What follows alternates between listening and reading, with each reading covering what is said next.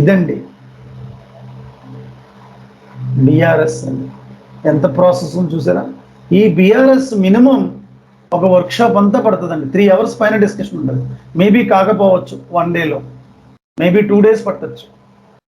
Client అంతా discussion చేస్తాడండి. ఇక్కడ వాళ్ళ యొక్క హిస్టరీ అంతా చెప్తూ ఉంటాడు. వాళ్ళు ఎందుకంటే నమ్మలేరు, గుమ్మని ట్రస్ట్ చేయలేరు. ఫస్ట్ ఆఫ్ ఆల్ వాళ్ళు ఎందుకంటే ట్రబుల్లో పడతారని రాంగ్ ఇన్ఫర్మేషన్ ఇస్తే. రిక్వైర్మెంట్ గ్యాదరింగ్లో 1కి 2 సార్లు అడగాలండి. ఎస్పెషల్లీ రిక్వైర్మెంట్ గ్యాదరింగ్లో జిఎల్లో అకౌంట్ గ్రూప్స్ దగ్గర యూజర్స్తో 2 సార్లు మాట్లాడాలి.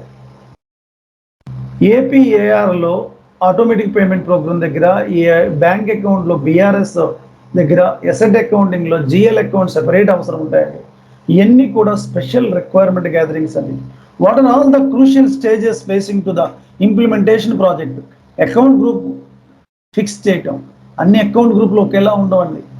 కొన్ని కంపెనీస్ హారిజెంటల్ బ్యాలెన్స్ షీట్స్ ఉంటాయి, కొన్ని కంపెనీస్ వెర్టికల్ బ్యాలెన్స్ షీట్స్ ఉంటాయి. What kind of account groups you have in the current system? You have 3 company codes. 3 company codes same entity or not? Account గ్రూప్కి ఒక workshop ఉంటుందండి. Asset అకౌంటింగ్లో asset GL account సెపరేట్గా workshop ఉంటుంది. బిఆర్ఎస్లో ఈ workshop సెపరేట్గా ఉంటుంది. ఒక 1 week 5 working days special requirements ఉంటాయండి. ఇవన్నీ కూడా ఎఫ్ఐలో, I'm talk about FI. Crucial stages అంటే ఎన్ని క్రూషియల్ స్టేజెస్ చాలా జాగ్రత్తగా హ్యాండిల్ చేయాలి. క్లయింట్కి ఎస్ఏపీ రాదు, వాళ్ళు చెప్పిన దాన్ని మనం అర్థం చేసుకుని క్లయింట్కి ఎట్లా కావాలి, ఎలా అనేది మనం సజెషన్ చేయాలి క్లయింట్కి ఎప్పుడు కూడా. ఈ ప్రాసెస్లో అసెట్ అకౌంటింగ్తో కేర్ఫుల్గా ఉండాలి. అసెట్ అకౌంటింగ్లో GL accounts, SAP technology is different. 60-80 GL accounts అవసరం ఉంటుంది.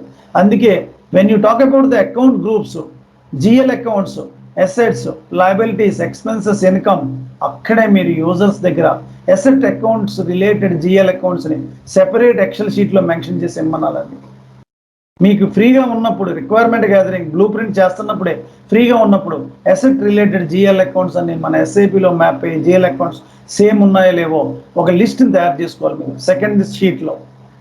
ఆ షీట్ తయారు చేసుకుని అవుట్ ఆఫ్ కరెంట్ సిస్టంలో ఉన్న ఒక 70-80 అసెట్ జిఎల్ అకౌంట్స్, ఎస్ఐపికి కావాల్సిన ఒక 60-70 మ్యాచ్ అయినాయా లేవా, ఒక 10-15-20 GL accounts, 10 GL accounts match కాకపోతే మేనేజ్మెంట్ సిసిలో యూజర్స్ మెయిల్ పెట్టి, ప్రాజెక్ట్ మేనేజర్ మెయిల్ పెట్టి రిక్వైర్డ్ దీని special GL accounts for asset accounting.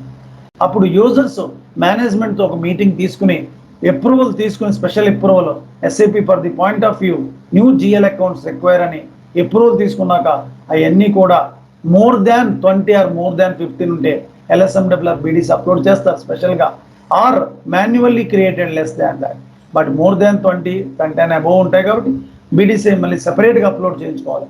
ఈ జిఎల్ అకౌంట్స్ కరెంట్ సిస్టంలో ఉన్న వాటికి ఎస్ఏపికి మ్యాచ్ కానప్పుడు, న్యూ జిఎల్ అకౌంట్స్ అవసరమైనప్పుడు, కంపల్సరీ అవసరమైనప్పుడు ఇవన్నీ కూడా crucial stages, implementation challenging phases అండి ఇవన్నీ కూడా. చిన్న సార్ దీంట్లో మాన్యువల్ బిఆర్ఎస్ కి 4 steps ఏవే వస్తాయి సార్? 1 to 4 వస్తాయా సార్?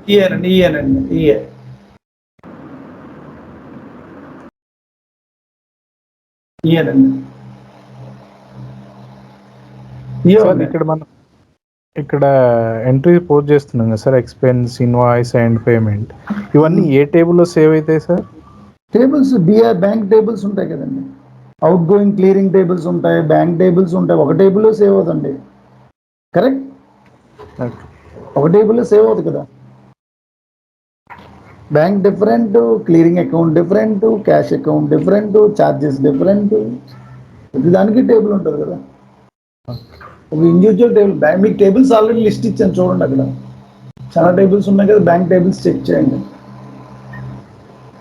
ఓకే, అన్ని లిస్ట్ ఉన్నాయి, మీరు దాని గురించి గుర్తుంచుకోకలేదు. డెస్క్టాప్ మీద పెట్టుకోవడం, ఎప్పుడైనా ఒక టేబుల్ కావాలి అక్కడికి వెళ్ళి చెక్ చేసుకోండి. ఎందుకంటే మనం ఎవరు ఎగ్జామ్ రాయం కదా మనం. కరెక్ట్ అండి. టీ కోడ్స్ అయినా, టేబుల్స్ అయినా, ఫీల్డ్స్ అయినా అన్ని లిస్ట్ ఇచ్చాను మీకు అక్కడ. నాకు ఎవరికే రావండి, థౌజండ్స్ ఆఫ్ టేబుల్స్ ఉంటాయి ఎస్ఐపిలో, ఎవరికే రావు. టీ కోడ్స్ కూడా అంతే, ఎవరు గుర్తుంచుకోవాల్సిన అవసరం లేదు. మహా అయితే FICO కన్సల్టెంట్గా ఒక 10 టీ కోడ్స్ గుర్తుంచుకోవాలి అంతే, మహా అయితే 10 టీ కోడ్స్. మిగతా అన్ని డెస్క్టాప్ మీద పెట్టుకోవడమే. ఏ టీ కోడ్స్ ఎవరో గుర్తుంచుకోవాలి. ఇంటర్వ్యూలో కూడా అన్ని టీ కోడ్స్ అడగడం. నేను చెప్పాను చూడండి, 10 or 15 టీ కోడ్స్ FIలో, GLలో ఒక 2 టీ కోడ్స్, ARలో 2, అసెట్లు మేజర్ ఉంటాయండి, అవి గుర్తుంచుకుంటే సరిపోతుంది. టేబుల్స్ కూడా అంతే, ఒక 10 టేబుల్స్ ఉంటాయి. బీకేపీఎఫ్, బిఎస్ఈజీ, ఎకడాక్, కేఎన్ఏ1, ఎల్ఎఫ్ఏ1, అలా ఒక 10 to 15 టేబుల్స్ ఉంటాయి. అందరికి గుర్తుంటాయండి. మేజర్ టేబుల్స్ అవి. దాంతోనే ఎఫ్ఎస్డి తయారవుతుందండి. అయ్యి అవసరం ఉంటాయి ఆల్మోస్ట్ ఎఫ్ఎస్డి. ఏమన్నా అర్థమైందా?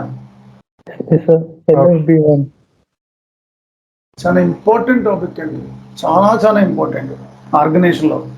ఇది క్యాష్ మేనేజ్మెంట్కి లింక్ ఉంటుంది, బీఆర్ బ్యాంక్ అకౌంట్కి లింక్ ఉంటుంది, హౌస్ బ్యాంక్కి లింక్ ఉంటుంది, సపోర్ట్లో ఇష్యూస్ వస్తాయి. నిన్న చెప్పిన క్లాస్ కూడా అంతే. నిన్న చెప్పిన క్లాస్లోనే మేజర్గా S4 HANA సపోర్ట్లో ఇష్యూస్ ఇక్కడే ఉంటాయండి. మేజర్గా జిఎల్ మాస్టర్స్లో ఇష్యూస్ ఉంటాయి. నేను ఇష్యూస్ కూడా ఎక్కడొస్తాయో చెప్తాను సపోర్ట్ ప్రాజెక్ట్లో లాస్ట్లోనండి. మేజర్గా అక్కడే లొకేట్ అయి ఉంటాయి మీకు ఇష్యూస్ అన్ని. అక్కడ ఫోకస్ చేశారంటే ఒక సపోర్ట్ ప్రాజెక్ట్కి వెళ్ళక అక్కడ హ్యాండిల్ చేసుకుంటే సరిపోతుందండి.